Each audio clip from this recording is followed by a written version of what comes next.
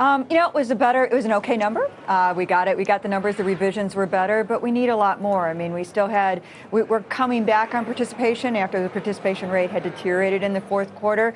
I hope that's the beginning of a trend. I don't mind a higher unemployment rate if it's because people are throwing their hat in and they've got more hope out there. But, the underlying details, the devil's always in the details, and they weren't terrific on this job number, particularly when you look at, we did get a pickup in hours work, but average hourly earnings ticked down a bit, and the composition of job growth is still heavily on those low-wage jobs. I do, Sarah. I think, the best description to me of this jobs report is it's Goldilocks. It wasn't too weak to create fear among stock investors of a weak economy and cause the Fed to reconsider its tapering pace, but it wasn't too strong that would raise the specter of raising bond yields or increase the conversation about whether the Fed has to speed tapering.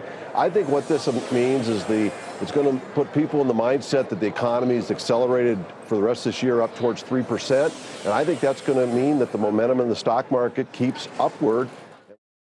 I mean, the action today is as rational as the action was last year. And by that, what I mean is if you look at last year, it didn't really matter if you were beating estimates or you were missing estimates. If you look at Amazon and Google as an example, 3 out of the 4 quarters they reported last year, they missed on the top line. But both stocks were up over 50%. And, Facebook beat all the quarters and their stock was up more. But the point being is that it didn't really matter if you bought a good company or a bad company last year, in some ways like 99.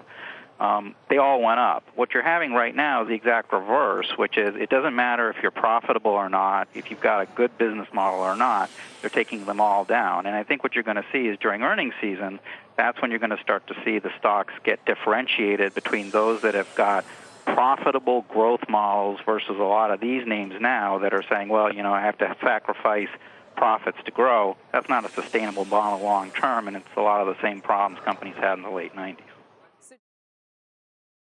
Probably was reflecting on the first few days of January. I followed this thing years back that if the market goes down first 5 days of January, which it did, there's a 50-50 chance it's going to be a down year. So here we are at the start of the second quarter, and some emerging markets have done pretty well.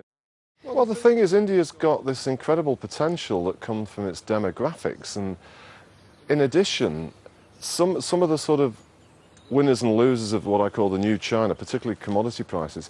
India is one of the few emerging market winners of lower commodity prices, and it's come through a lot of external challenges already. Some other ones have got new ones with commodity prices going down. So if you were to get Modi and a right, constructive... the election is crucial. I think the election is a huge thing for India, as it is in Indonesia, as it is in Brazil later this year.